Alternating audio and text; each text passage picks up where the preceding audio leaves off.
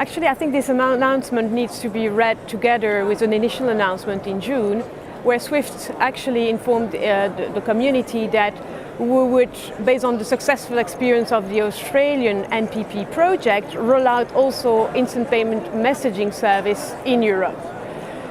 At that time, we announced that we would be offering connectivity services to the new Eurosystem platform, TIPS, in November 2018, and that the solution would actually be reusable for more than one CSM. The announcement we made last week is a confirmation of this point. So, based on a collaboration with EBA for their RT1 platform, we have found actually a solution, the same generic solution, will be reusable to access the RT1 platform. We will make sure that we serve our customers in the best possible manner, and there are indeed requests from our customers to work with other clearing and settlement mechanisms in Europe. So yes, we are in discussions with a few others, and we hope to be able to extend that multi-CSM capabilities very soon. We are and have been involved, on top of course, the Australian experience that I mentioned before, in other instant payment projects as well, not necessarily offering the network capacities, but offering integration tools. That's the case, for instance, for the TCH project in the United States, but also in Hong Kong. And that same integration solution will also be offered optionally to customers in Europe. Instant payment is becoming a reality for the payments industry and the banking industry going forward. SWIFT as a cooperative needs to serve the different needs of its community, and this is really the objective. We want to make sure that all clients can not only do their high value or low value or FX or correspondent banking using GPI, but that they also can actually use all services for their instant payments needs. Well, it's true that the initiative that we see in Europe, most of them are actually aiming at domestic communities. Probably that's where the biggest volumes are, so they start with the domestic area or the regional area.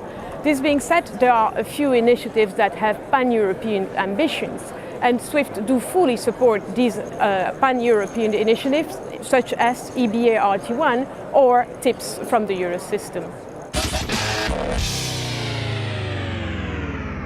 I think that it has been very well received. Customers were actually expecting us in Europe for what their instant payment messagings are concerned. I think what we bring to them is we allow them basically to reduce the costs and the risks related to their instant payment projects by allowing them to reuse their well-known SWIFT infrastructure, the security procedure, the cyber policy that goes around that.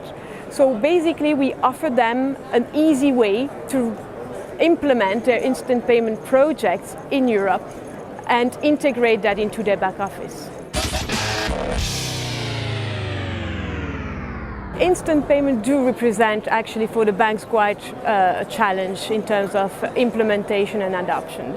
I think the very first challenge is to make a positive business case out of the instant payment story.